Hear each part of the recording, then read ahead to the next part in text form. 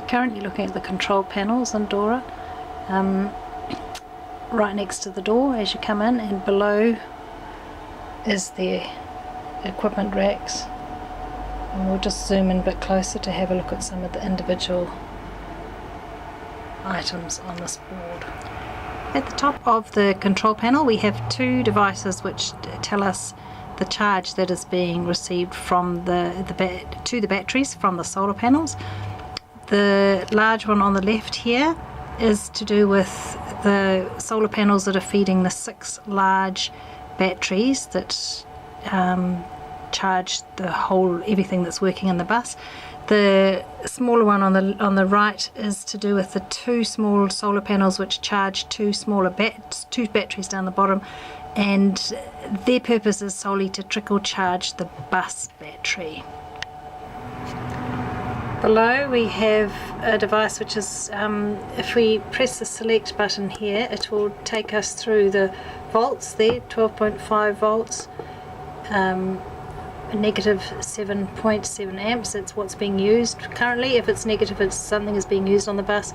Positive, it is charging and storing, and then next to it has the battery state, so currently it is 89% full. That's what the battery state is at the moment. This is for the heater inside the bus.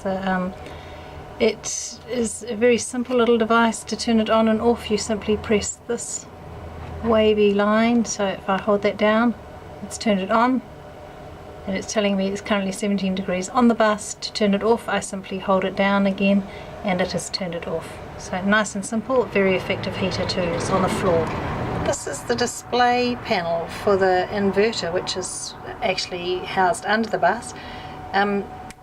What it does is it tells us where the power is currently being used from. So I'm just going to press this run stop here, just hold it down for a bit, and these lights came on here saying that it's currently a solar panels that's being used, so they're charging the batteries, and that here we are going through the inverter and AC out.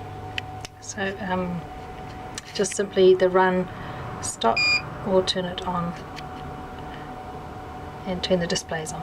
Okay, up the top right, very right hand side, we've got a siren and a flashing light. These work in conjunction with this, which is the switch to turn the mast, to put the mast up, which is on the outside of the bus.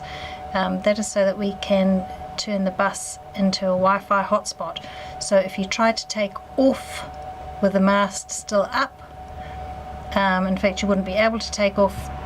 The siren and the lights would scream at you. So those 3 all work together for the mast to turn Dora into a Wi-Fi hotspot. Dora has 4 lights or power switches on the display panel here. I'm just going to zoom into them. The top 3 have labels on them. The first one is for the lights, nice and simple, so to turn your lights on. Below that is the sockets, which is on at the moment.